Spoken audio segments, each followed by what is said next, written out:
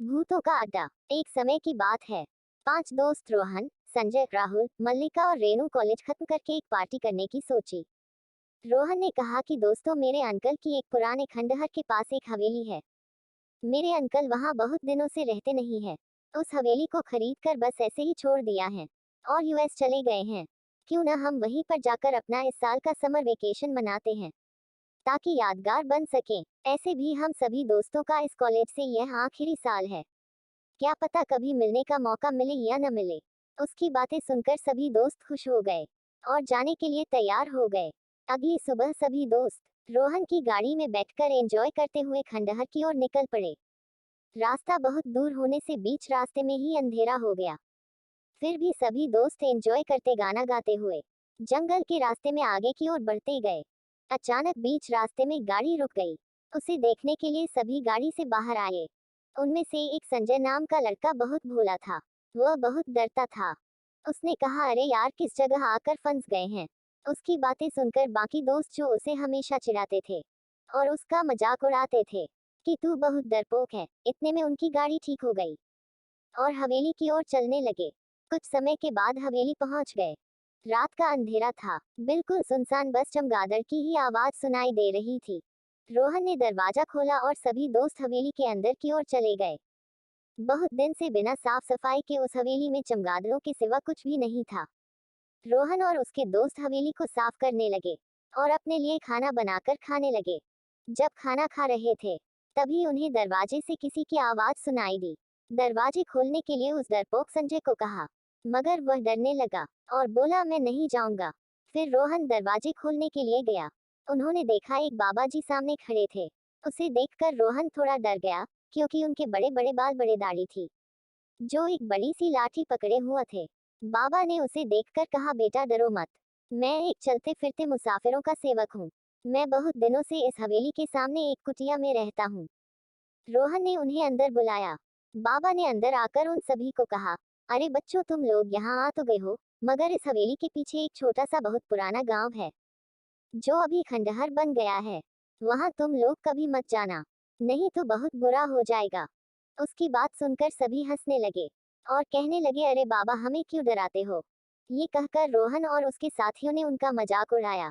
संजय नाम के लड़के ने बाबा के पास जाकर उनसे माफी मांगी और कहा, बाबा, आप इन लोगों की बात को बुरा मत मानना। और पूछा, बाबा, ऐसे उस गांव में क्या है जो जाने को मना कर रहे हो।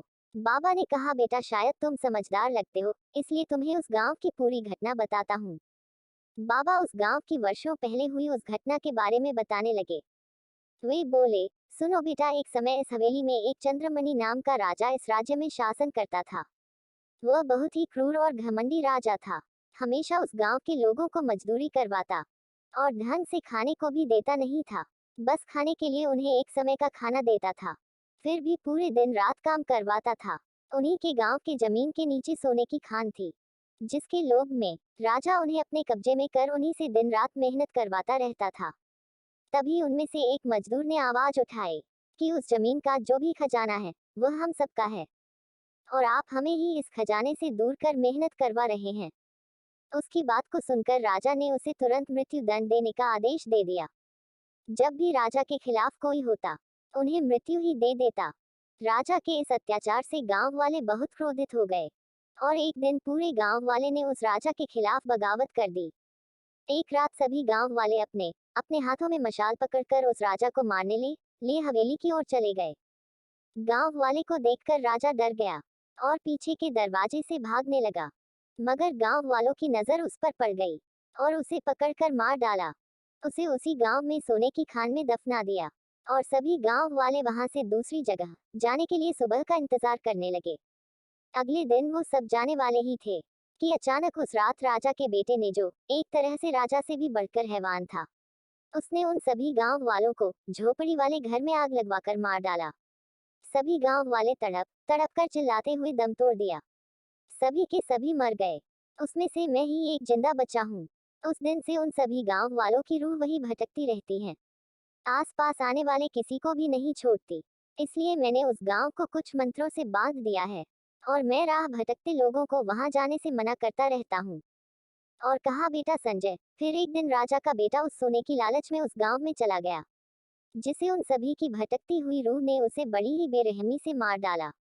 ये बात आसपास के सभी गांव में फैल गई, जिससे कोई भी उस गांव के पास जाने की हिम्मत नहीं करता। ये बात जब बाबा संजय को बता रहा था, तभी किसी की चीखने की आवाज आई और उन्होंने देखा कि संजय का कोई भी दोस्त वहां पर नहीं है। उन्हें शक हुआ, तब बाबा और संजय उस गांव की ओर दौड़ने लगे और उन्होंने इतना बड़ा भयानक नजारा देखा जो आज तक किसी ने नहीं देखा होगा। रोहन एक हैवान की तरह अपने ही दोस्तों को एक बड़े से हथियार से काट रहा था। उनका मांस नोच नोच खा रहा था।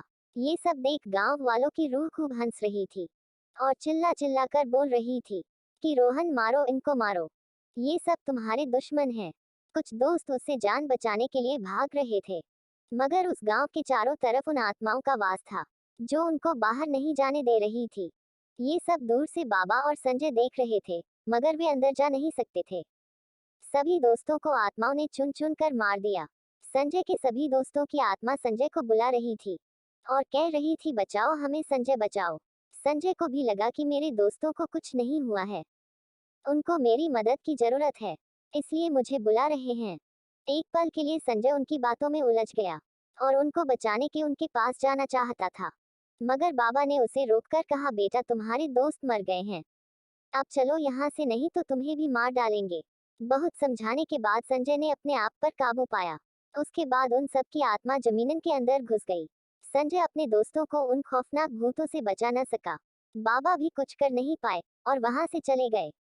उन आत्माओं का साया उस गांव में हमेशा हमेशा के लिए बस गया और जो कोई भी उस गांव में जाता, उन्हें वहां की खौफनाक आत्माएं उन्हें मार डालती। आपको ये कहानी पसंद आई हो तो लाइक, शेयर, सब्सक्राइब और कमेंट जरूर करें। धन्यवाद।